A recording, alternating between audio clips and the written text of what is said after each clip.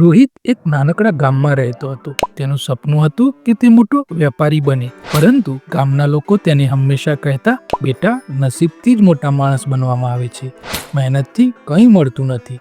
રોહિતને વાત સમજાતી ન હતી. તે વિચારતો, જો નસીબ જ બધું છે તો મહેનતનો અર્થ શું? એક દિવસ ગામમાં મોટું વેપાર મેળું ભરાયું. રોહિતે વિચાર્યું કે તે તેના ખેતરની શાકભાજી ત્યાં વેચવા લઈ જાય, પરંતુ તેના મિત્રોએ તેની મજાક ઉડાવી અને કહ્યું, તું ત્યાં શું કરીશ?